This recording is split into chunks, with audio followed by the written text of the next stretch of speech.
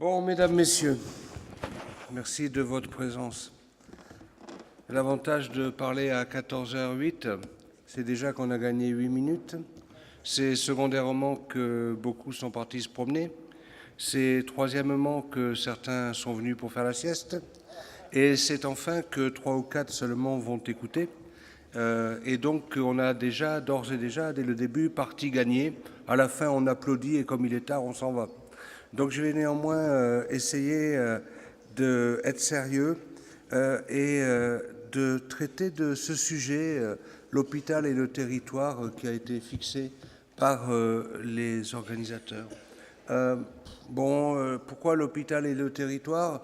Peut-être tout simplement parce que c'est le titre de mon dernier livre que a publié SPH, Technique Hospitalière, avec le soutien, bien sûr, forcément, donc, de la Fédération Hospitalière de France, chose dont je suis évidemment très fier et dont je remercie la Fédération Hospitalière de France, qui renoue ainsi avec un passé éditorial ancien, duquel sont sorties de nombreuses réflexions dès le lendemain de la Deuxième Guerre mondiale, dès 1944, avec le livre de Tollier sur l'hôpital français, duquel sont sorties donc de nombreuses réflexions.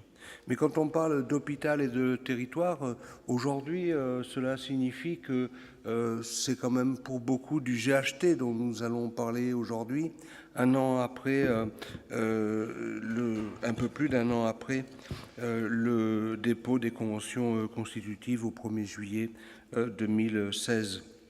Donc, finalement, j'ai envie avec vous maintenant, un peu grand témoin, dit-on, de revenir sur 3 aspects qui ont été largement débattus ce matin, abordés, et gratter un petit peu ces aspects. Le premier, c'est qu'en fait, on va voir qu'il y a fort longtemps que l'hôpital cherche un territoire pour l'exercice de sa fonction, qu'il y a très longtemps, en réalité, que l'hôpital est dans une démarche populationnelle, même si l'histoire récente, c'est-à-dire le siècle dernier, ce qui pour l'hôpital est récent, a fait que l'hôpital s'est un peu renfermé sur lui-même. Sinon, il y a longtemps que l'hôpital est dans une démarche populationnelle. Et finalement, au-delà des mots, le groupement hospitalier-territoire, la notion de groupement hospitalier-territoire n'est pas une nouveauté. Et ce que je veux dire par là, c'est que rien de lui enlever quoi que ce soit. Au contraire, c'est tant mieux. Ça en montre la force, qui est la force qu'on tire de la profondeur des racines de ce que l'on prétend faire. Et donc, je montrerai dans un deuxième temps comment on en est venu au GHT.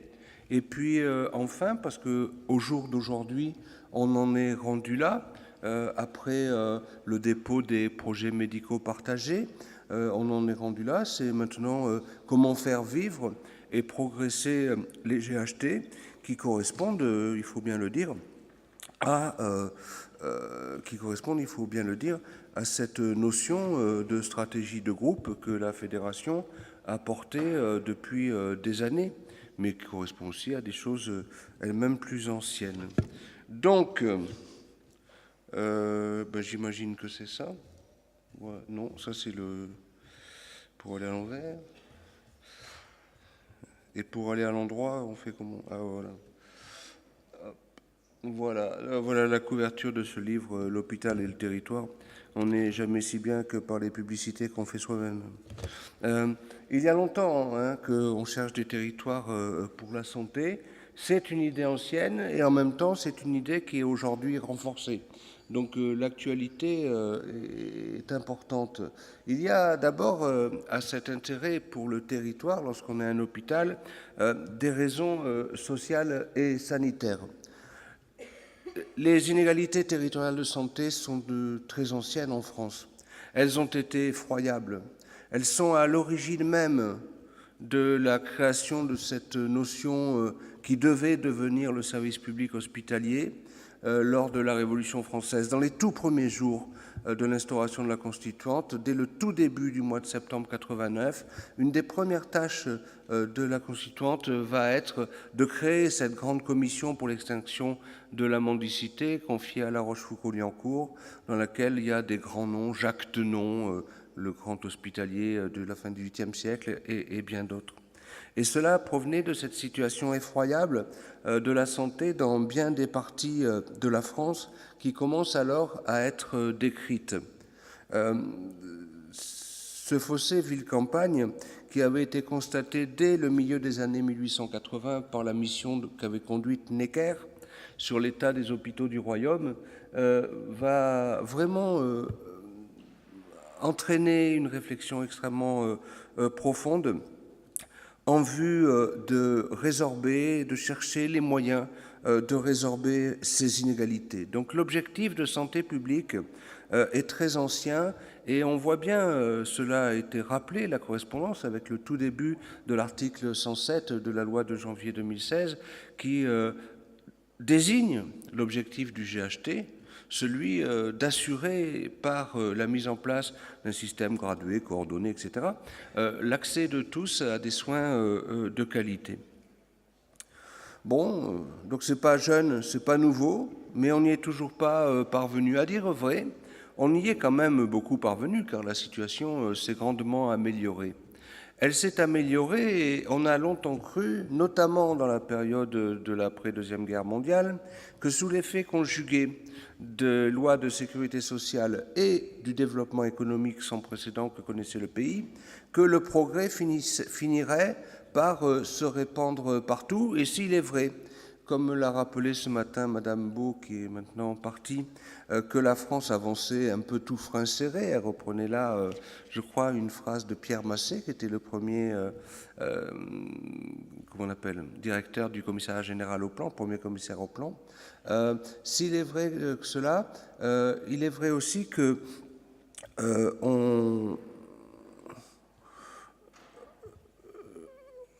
on pensait donc que le progrès se répandrait partout et finalement on est venu à buter sur l'arrêt de la croissance inaugurée dans notre pays il y a déjà longtemps, puisque ça date quand même du premier et du deuxième choc pétrolier, c'est-à-dire de la deuxième moitié des années 70.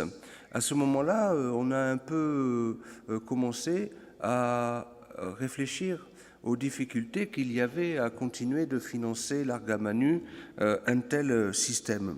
Et donc, ces inégalités persistantes, on a cherché à les corriger par une plus grande appréciation des effets de la dispensation des ressources sur leur réduction totale.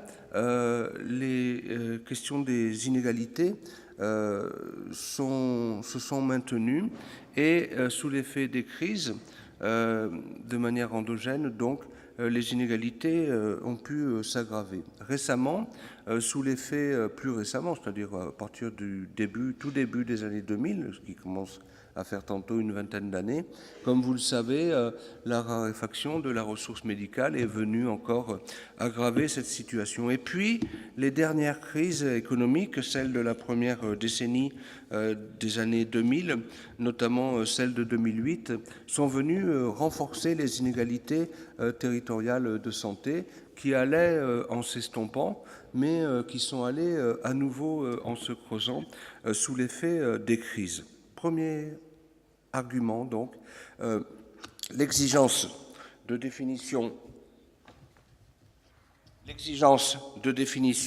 d'un territoire pour l'hôpital, d'une approche populationnelle, vient quand même fortement du constat de ces inégalités.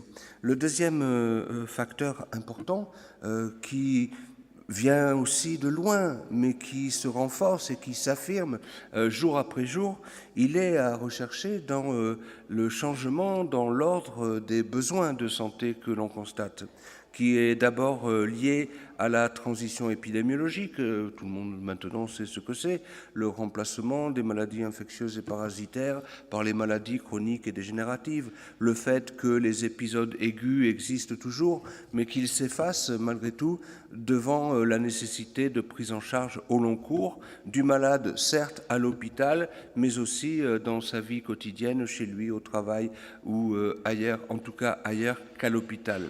Ceci entraîne à son tour pour l'hôpital le virage ambulatoire. Et ce virage ambulatoire dont on parle, il entraîne aussi pour conséquence cette conséquence importante que l'hôpital doit s'extérioriser, intervenir de plus en plus dans le territoire. Cela a été dit ce matin par un intervenant, qui était professeur de psychiatrie, je ne sais pas s'il est encore là, non, il est reparti, mais c'est vrai, ah oui, oui, merci de votre intervention.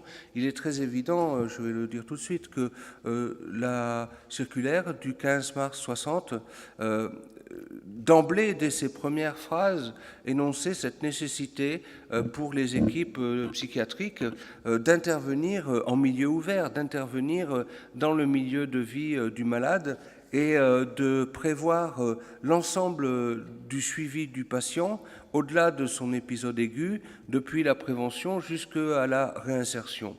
Au passage, cela vous ne l'avez pas dit, mais je vais le dire moi, juste avant de mourir, un des pères de la sectorisation psychiatrique, ils étaient plusieurs, mais un des pères, qui était Lucien Bonafé, a raconté juste avant de mourir, juste quelques mois avant, dans une interview, que en fait, la sectorisation psychiatrique, qui était née au congrès de Sainte-Anne en 1954, donc, et puis qui a abouti à la circulaire de 15 mars 60,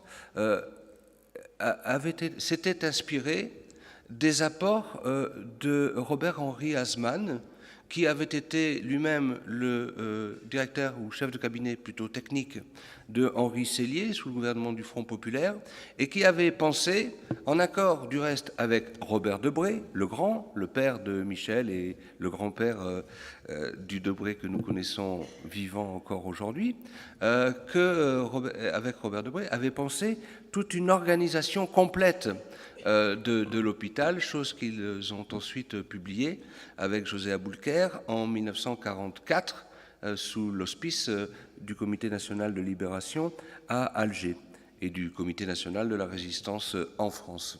Et donc, il y a des filiations comme ça très anciennes qu'il est bon de connaître et dont il peut être toujours utile de s'inspirer. Toujours est-il donc qu'aujourd'hui, sur la base de ces racines, et je referme cette parenthèse des liens entre la sectorisation psychiatrique et la nécessité aujourd'hui dans laquelle nous sommes de mieux organiser le territoire de l'hôpital, je referme cette parenthèse, mais on voit bien qu'il y a là une grande mutation. Et puis, comme toujours, derrière ça, et peut-être au fond que cela ressurgit aujourd'hui comme une sorte d'exigence face aux incertitudes, je ne vais pas dire les errements, mais face aux incertitudes dans lesquelles nous sommes de la pensée politique, des valeurs morales, etc., du pays, de ce qu'est la République, etc., une sorte aujourd'hui de renouveau profond, un mouvement à bas bruit mais extrêmement profond, de renouveau de réflexion sur ce qu'est le service public. On le voit avec la réintroduction de la notion de SPH dans la loi de 2016, qui rejoint une très vieille tradition philosophique qui conduisait le 19 avril 1793, au terme de 4 années de travaux des commissions La Rochefoucauld-Liancourt et de la commission Tenon sur l'hôpital, il y avait 2 commissions en parallèle, qui a conduit Robespierre à déclarer « Les secours sont une dette sacrée » et notion sous l'empire de laquelle nous vivons encore, avec le préambule de 46, rappelé par notre Constitution d'aujourd'hui, qui est que la nation assure à tous, et particulièrement à l'enfant, la femme et le vieux travailleur, qui sont les figures du temps, que la nation assure à tous la protection de la santé. Il n'est pas question de droit à la santé, il est question de droit à la protection de la santé et d'accès à la santé dans le texte de la Constitution. Donc tout ça renforce encore cette exigence, de même que, sous l'effet des crises, évidemment, l'exigence renouvelée de bonne gestion, de saine gestion des deniers publics, mais exigence de bonne gestion qui s'impose de longue date au directeur d'hôpital comme à tout fonctionnaire qui reçoit en mission l'exécution d'une mission d'intérêt public, plus tard devenue mission de service public à partir des lois de 1893. Et donc, pourquoi? Parce qu'au fond, l'article 14, vous le savez, de la Déclaration des droits de l'homme et du citoyen, qui fait partie de notre socle fondamental, rappelle que le fonctionnaire doit gérer de bonne manière, enfin de façon honnête, comment on appelle, la contribution publique qu'il a reçue pour l'exécution de sa mission. Et puis encore nouveauté qui va avec, c'est le renforcement de l'idée de décentralisation, qui va avec l'idée de subsidiarité, ou qui entraîne plus exactement l'idée de subsidiarité, laquelle pousse les établissements hospitaliers à s'interroger là où ils sont quand ils sont, sur leur mission et l'exécution de ces missions. Et c'est ainsi que, depuis finalement bien avant la loi, on voit ici et là, et cela a été rappelé ce matin, depuis Nevers jusqu'à Lure, Luxeuil et Vesoul, des choses qui naissent, un renouveau de l'intérêt pour, en passant par Dijon naturellement, qui est un intérêt, Besançon, un intérêt pour des réflexions territoriales. Elles ne sont pas jeunes, mais elles se renforcent et elles naissent finalement localement en de très nombreux endroits. On l'a vu ce matin finalement dans tous les départements ou presque de la région. Donc tout ça retrouve encore renforcé aujourd'hui par une demande de la population qui va se renforçant. Je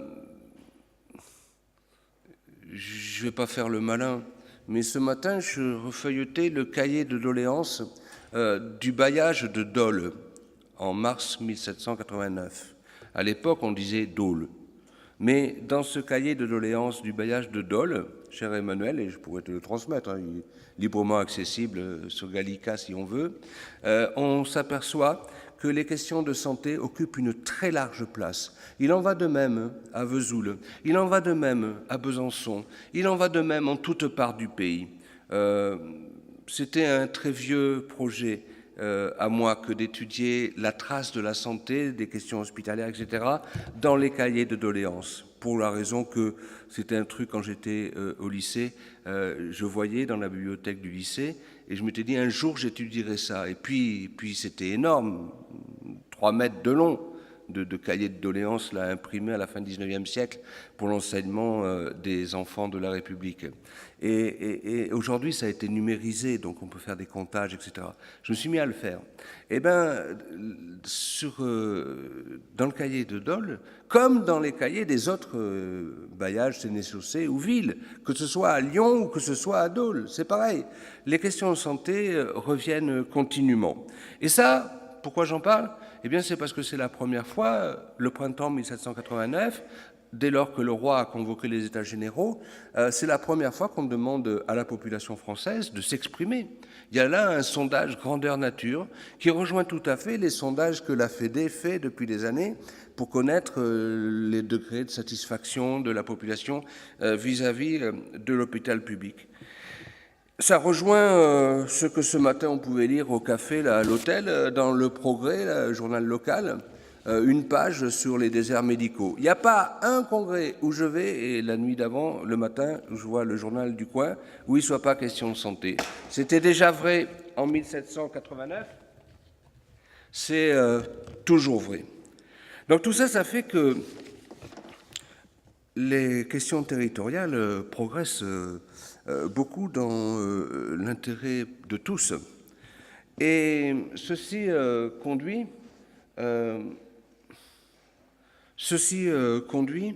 à se demander pourquoi les choses ont bloqué si longtemps et pourquoi le GHT apparaît malgré tout aujourd'hui comme un phénomène nouveau. Ça a bloqué parce qu'à 2 reprises, À la fin du VIIIe siècle et vers 1850, à 2 reprises majeures, puis vers 1950, donc ça fait en fait 3 reprises, la médecine s'est enfermée dans l'hôpital. D'abord avec Pinel, Bichat, Corvisart et toute la bande, j'allais dire, qui vont inventer la nosographie, décrire les malades et qui vont trouver dans ces hôpitaux, la Salpêtrière ou ailleurs, un matériel humain particulièrement là, prêt à être observé. Ça va à nouveau s'enfermer avec la médecine expérimentale de Claude Bernard, enfin systématisée par Claude Bernard, et puis à nouveau en 1950, et là de façon encore plus gravissime, avec l'arrivée en masse de la paillasse et du laboratoire dans l'hôpital sous les effets de la transformation scientifique par la biologie, la chimie, la physique de la médecine. Et donc, finalement, c'est un domaine qui échappe un peu à ces progrès scientifiques, cher ami, parce qu'il ne connaît guère que le largactyle, qui va être inventé au début des 50, qui va continuer à penser cette médecine sociale, et ça sera ce qui conduira à la sectorisation psychiatrique. Alors, il faut bien voir que tout ça vient de loin et nous dire que abattre les murs de l'hôpital, chose voulue depuis longtemps, rappelez-vous Bernard Kouchner au congrès des petits hôpitaux à Châteaubriand, c'était au début des années 90, ou plutôt à la fin des années 90, abattre les murs de l'hôpital prend du temps et prendra du temps. Mais il est bon d'en connaître les origines. Alors, comment on en est venu au GHT ? Rien ne serait plus faux que de présenter les GHT comme une nouveauté, voire pour parler, comme on parlait encore ce matin, d'une innovation, ou pour parler, comme on parle aujourd'hui, comme une disruption. Les GHT plongent loin leurs racines, et c'est pour ça que j'ai voulu écrire cet ouvrage, L'hôpital et le territoire, qui est sorti au printemps, à côté des autres contributions que j'ai pu apporter aux GHT, et notamment à leur évaluation par la mission que j'ai reçue de la DGOS.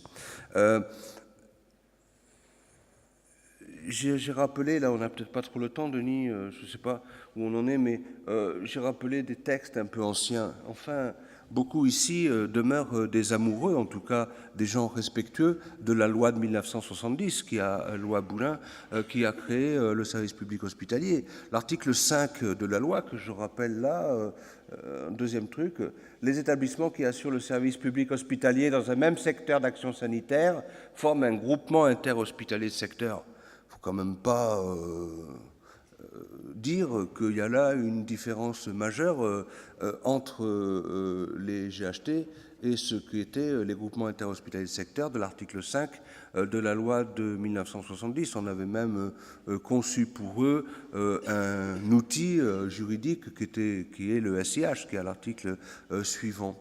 Et finalement, on dit ouais, mais les GHT aujourd'hui présentent un caractère obligatoire. Sauf que l'article 5, par l'indicatif présent qu'il emploie, rend aussi la formation de ces groupements interhospitaliers de secteur, les rend également obligatoires. On pourrait jouer comme ça aux devinettes en disant qui c'est qu'a dit que les communautés d'établissements, je prends la voix de Coluche, je l'ai exprès, qui c'est qu'a dit que les communautés d'établissements de santé sont constituées au sein d'un secteur sanitaire entre établissements assurant le service public hospitalier.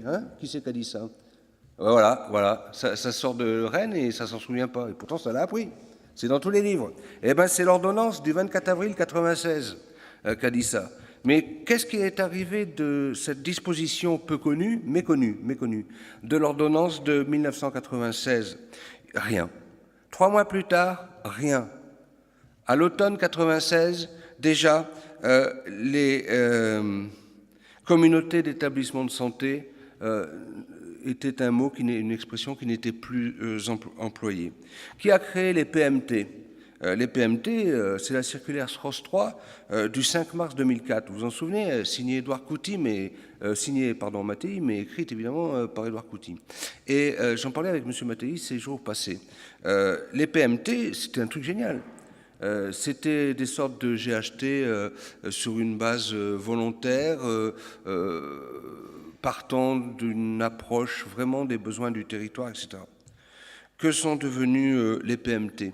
Comme disait Madame Poder à l'époque, à la fin des PMT, vers 2007, 2008, 2009, c'est une démarche. il n'en est pas arrivé grand-chose et finalement, ils ont disparu. Et maintenant, quid des CHT de la loi de 2009 ? Eh bien, l'évaluation n'en a pas été faite, même si beaucoup de GHT succèdent de fait à des CHT qui fonctionnaient bien. Donc, total, tous ces textes, et on pourrait remonter au texte préparatoire à la loi, la grande loi sur l'aide médicale gratuite de 1893, préparée par Henri Monod et Lucien Dreyfus-Brisac. Monod, c'est l'ancêtre du ministre de la Santé, c'était le directeur de l'assistance publique au ministère de l'Intérieur, duquel est sorti, 40 ans plus tard, en 1920, duquel est sorti le ministère de la Santé fondé par Justin Godard. Et en fait, Monod, lui, voyait la même chose. Il disait, mais on ne peut pas laisser cette myriade d'établissements hospitaliers, il faut les réunir sur une base territoriale et leur attribuer une mission populationnelle. Il employait pas le mot de populationnel, mais il employait le mot de responsabilité vis-à-vis de la population dans son rapport préparatoire à la loi de 1893 avec Dreyfus-Brisac. Dès l'origine, donc, ces questions-là se posent, partagent le même objectif, renforcer l'approche territoriale pour mieux organiser le système de santé dans le double souci de mieux dépenser et de davantage de qualité des soins dispensés par ce qui reste la quête du Graal, c'est l'organisation de la graduation des soins. Mais en fait, dès l'origine, cette recherche-là, elle existe. Alors finalement, on peut se demander qu'est-ce qui fait que, enfin pourquoi ça a bloqué, je l'ai dit, mais ce qui fait que comment on peut faire progresser maintenant et vivre les GHT. Comment faire progresser et vivre les GHT? Il est certain, et cela est ressenti comme tel, il est donc inutile de détailler davantage, que les GHT sont perçus par tous comme une opportunité pour la santé publique. Et c'est d'abord ce à quoi nous devons nous attacher. Non seulement la stratégie de groupe rend plus forts les établissements publics qui s'associent, l'union fait la force, c'est un très vieux truc, mais au surplus, il est évident que cette union, elle est favorable aux malades. Et c'est du reste pour ça qu'elle rend plus fort les établissements publics, parce que si il s'avérait que c'était pas bon pour les malades, la chose serait vite entendue et la messe serait dite. Donc finalement, il y a quand même l'évidence que les GHT sont bons pour la santé des patients par l'organisation de filières, de parcours, d'une prise en charge graduée, de quelque chose de plus fluide, de quelque chose de plus efficace. C'est un effort continu de tous les médecins. On a entendu la dame diabétologue à Nevers ce matin nous parler comme ça très simplement de ce que dans ce domaine de la diabétologie on fait, à Nevers comme ailleurs en France, hein, dans plein d'endroits. Et c'est pas un hasard que ça soit né de la diabétologie, de la cancérologie, de tout ce qui supposait une prise en charge dans la longue durée plutôt que ce soit né de l'orthopédie ou d'autres choses. On peut s'interroger, compte tenu des leçons de l'histoire et de la connaissance qu'on peut avoir des GHT partout en France. Tous les PMT ont été rendus. On a donc 135 PMP, hein, pas PMT, PMP qui ont été remis là en juillet. Une première analyse qui a pu en être faite très succincte hein, sur la forme faite par la DGOS et présentée il y a une dizaine de jours. Bon, mais on commence à disposer hein, de documents à analyser. Il apparaît à mes yeux, ce sera mon message, tant pis, j'ai le droit d'en donner un, que par analogie avec un nouveau-né, la constitution d'un nouveau-né, quatre conditions de viabilité doivent être recherchées, creusées. La première, c'est que le territoire, celui où va s'exercer la responsabilité populationnelle, le mot qui plaît, hein, parce qu'il est simple, il est clair, même s'il est très ancien, que ce territoire soit bien constitué. L'homme va bien là où il va tout entier, disait Romain Rolland. On a les références que l'on peut, c'est pas la plus mauvaise. Et en fait, l'homme va bien là où il va tout entier, et ben il en va de même pour un territoire. Un territoire mal formé, c'est un territoire qui ne sera pas viable, un territoire de circonstances, un territoire qui ne permettra pas de s'établir dans la durée. De ce point de vue-là, la constitution du GHT Hudson, elle est évidemment exemplaire. Il y a là une vie départementale qui est constituée de très longues dates pour des raisons multiples. C'est pas le seul cas. Il y a ailleurs en France comme ça. Et parfois, c'est pas des départements. Parfois, c'est des morceaux de départements. Parfois, c'est à cheval sur 2 départements. Par exemple, dans les Dombes, là, pour parler juste des coins locaux, hein, mais des coins comme ça, on peut en connaître partout en France. La première donc, condition, elle est que les territoires soient bien formés. Dans la mission que j'ai dirigée là, pour la DGOS sur l'évaluation des GHT, nous avions recommandé, ça a été publié par Gestion Hospitalière, ERA, l'organisateur de la séance d'aujourd'hui, etc. Merci, famille Lalou. Donc, j'ai publié ça dans le GH avec mes camarades. On a recommandé 155 GHT en disant on va partir d'une idée qui va être 45 minutes. Il ne faut pas qu'il y ait plus de 45 minutes entre les médecins des équipes qui vont voyager d'un établissement à l'autre. Ça ne marchera pas, et c'est trop si ça fait plus d'1h30 par jour. Et puis, pour les patients aussi, c'est trop si il n'y a pas 45 minutes jusqu'à la première porte d'entrée réelle dans le système. Et donc, on a dit, bon, 150. Finalement, on est à 135 GHT. D'ores et déjà, on entend dire, c'est pas moi qui le dis, hein, c'est la conférence, tes successeurs, Francis, à la conférence, enfin, ton ante successeur, c'est-à-dire Frédéric Martineau, dans le dernier rapport qu'il avait fait avec Jacqueline Hubert, ils ont quand même évoqué cette idée, a posteriori, hein, après leur premier rapport, une fois les choses faites, qu'il y avait des GHT qui devaient être révisés, ce qu'a reconnu Anne-Marie Armenteras au mois de juin, et ce qui est aujourd'hui quand même admis, qu'on pourrait peut-être réviser à la marge. Il ne s'agit pas de tout foutre en l'air, parce qu'il y a plein de trucs qui vont bien, mais il y a peut-être quelque chose qu'il convient de revoir. Donc un bon territoire. Cette phase, elle est quand même largement dépassée, c'est pas la peine de trop en faire, mais nous ne devons pas nous refuser la possibilité de réviser les contours de certains GHT, comme la loi de 91 prévoyait que les contours des secteurs sanitaires étaient révisables à tout moment. Et ben là, on l'a pas, c'est pas dans la loi, mais si c'est pas dit dans la loi, donc c'est permis, on peut réviser les contours des GHT s'il s'avérait qu'ils étaient peu fonctionnels. Un enfant donc qui va bien, c'est un enfant qui est bien là où il est. Ça revient à ça. Un enfant qui va bien, bah c'est pas...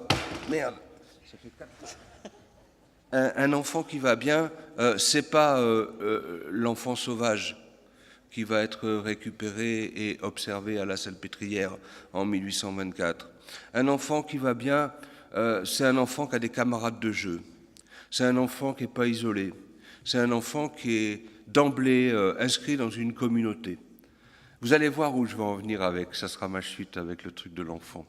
Un enfant qui va bien, c'est un enfant qui n'est pas isolé, c'est un enfant qui est entouré, un enfant qui a des camarades de jeu, et des camarades divers, des filles et des garçons, des petits et des grands. Et donc, au fond, il en va de même pour le GHT. Un GHT qui est constitué exclusivement des hôpitaux publics, ça ne le fait pas. On peut ajouter quelques EHPAD pour faire déco, ça ne suffit pas non plus. Il faut, et tout le monde le reconnaît, dans les bons GHT, y associer bien d'autres acteurs. Si possible, les acteurs libéraux, bien sûr, mais bon, ce matin, le président de l'URPS régional, là, disait n'avoir jamais été invité, mais enfin bon, les URPS, elles n'ont pas non plus trop cherché à être invitées hein, dans les GHT lors des réflexions initiales qui y ont présidé. Donc maintenant que le truc semble prendre, on voit la CSMF, j'ai dîné l'autre jour avec Ortiz, là, bon, ils disent tous c'est super, super, on va voir, mais il faut jouer le jeu, de les inviter, de multiplier davantage les relations, parce que comment penser qu'un GHT peut être viable lorsqu'il représente au fond 35% de la santé dans un territoire, pas la médecine libérale, pas les cliniques privées, enfin pas la médecine libérale, je veux dire, de premier recours, pas les cliniques, etc. Bon, il faut faire un effort pour ouvrir davantage. Ce faisant, hein, c'est ce dont je parlais avec M. Mattei ces jours passés, vraiment j'étais touché de ce qu'il me disait de mon nouveau livre, là, parce que c'est retourné au PMT. C'était l'idée des PMT, tout le monde était autour de la table. Moi, je me suis occupé à l'époque du PMT de Bouches-du-Rhône Sud, à Marseille. Au départ, on sortait de la guerre des cliniques, et la guerre des cliniques à Marseille, ça avait été à coups de mitraillette, quand même. Donc on en sortait là, et c'était vraiment enthousiasmant et intéressant. La troisième condition à tout ça, elle est celle de l'assurance de la vie devant soi. Rien ne serait pire que ce que les GHT connaissent la destinée des CHT, des PMT, des SIH, des trucs antécédents. Non, il faut de la durée, il faut du temps. Voilà une bonne idée à laquelle beaucoup de gens adhèrent, une majorité sans doute. Il faut lui donner du temps, il faut lui donner de la visibilité, l'accompagnement. Alors bon, on va dire que les 25 millions débloqués ces jours-ci vont dans ce bon sens, hein, de l'accompagnement des GHT, mais vous avez remarqué qu'on commence à dire qu'il faut de la pédagogie, il faut des choses comme ça pour les GHT, chose que j'ai dite avant, ou que je vais dire maintenant. Ouais, il faut une pédagogie stimulante. On ne connaît pas les GHT. En dehors des directeurs d'hôpitaux, il y a plein de PH et de PU, a fortiori, qui ne connaissent pas les GHT, qui ne veulent même pas entendre parler. De toute façon, c'est un machin de l'administration. Et puis, les usagers ne connaissent pas les CHT.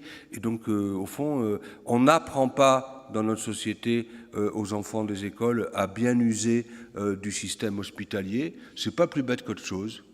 On peut apprendre aux enfants des écoles, comme on nous l'a fait à nous, les vertus de la vaccination par des campagnes de timbres antituberculeux, par exemple, ou autres, et c'était loin d'être ridicule, et ça a eu sa grande et légitime vertu. On peut apprendre dans les écoles aux enfants, comme dans certains pays anglo-saxons, à bien user du système de santé. Et j'en termine avec cette citation d'un petit gars du pays, dont vous avez ici le portrait enfant, et que vous reconnaissez peut-être, il avait quand même déjà pas trop l'air idiot à 11 ans, qui disait, non pas à propos des GHT, mais à propos de la venue d'un enfant, comme les GHT sont, qui disait à propos d'un enfant que les plus tristes font, ceux qui connaissent toute l'histoire et qui disent « Allez, encore un truc nouveau, hein, Jean-Marie, on en a parlé tout à l'heure au déjeuner, que les plus tristes feront, les plus souillés peut-être, ceux qui sont encombrés et lourds du passé, se dérident soudain à voir l'enfant paraître innocent et joyeux ». C'était un petit gars du pays, natif de Besançon, une petite ville moyenne qui n'était pas la vraie capitale, puisque la vraie, l'unique, l'authentique, c'est, comme vous le savez, Dole. Voilà, mes chers amis, ce qu'il faut. Et pour vraiment conclure, je rappellerai que l'hôpital que vous aimez tant, c'est le choix de vos vies de professionnels et qui déborde sur la vie tout court, tellement ce sont des métiers prenants. Que l'hôpital, il est bien plus vieux que nous. On l'a encore vu hier en visitant ce magnifique bâtiment-là de l'Hôtel-Dieu. L'hôpital est bien plus vieux que nous. Longtemps après, je vais être triste là pour finir, austère en tout cas, mais je suis, comme on sait, un austère qui se marre, moi aussi. Longtemps après que nous serons morts, l'hôpital vivra encore. C'est les leçons de l'histoire. Il vivra encore. Nous ne savons pas ce qu'il sera, mais nous savons qu'il sera. Nous savons qu'il sera et nous savons qu'il continuera de rechercher, pas toujours adroitement, pas toujours très efficacement, mais enfin, dans un monde qui change, dans un monde qui bouge, qui n'est plus celui de l'époque où a été bâti l'Hôtel-Dieu, là, qu'il continuera de rechercher sa vocation territoriale et qu'il continuera de rechercher cette responsabilité populationnelle qui est la sienne. Vis-à-vis de l'hôpital, nous devons donc, compte tenu de son histoire qui nous surplombe terriblement, ça a été dit ce matin, c'est un des éléments les plus forts de notre société, l'existence de l'hôpital. Vis-à-vis de l'hôpital, on doit donc rester humble et en tout cas extrêmement modeste. Et pour finir, avant de disparaître, je voudrais vous dire que je crois, Francis, tu diras si je dis des bêtises, mais ce que je crois, c'est que l'hôpital n'a pas besoin véritablement de démarches innovantes. Il a besoin au jour le jour de créativité. Il a encore moins besoin de disruption, selon le mot à la mode. Il aurait davantage besoin de continuité. Ce dont l'hôpital aura en revanche toujours besoin, et efforçons-nous de l'avoir, c'est de désintéressement d'abord et d'enthousiasme ensuite. Mesdames, Messieurs, je vous remercie.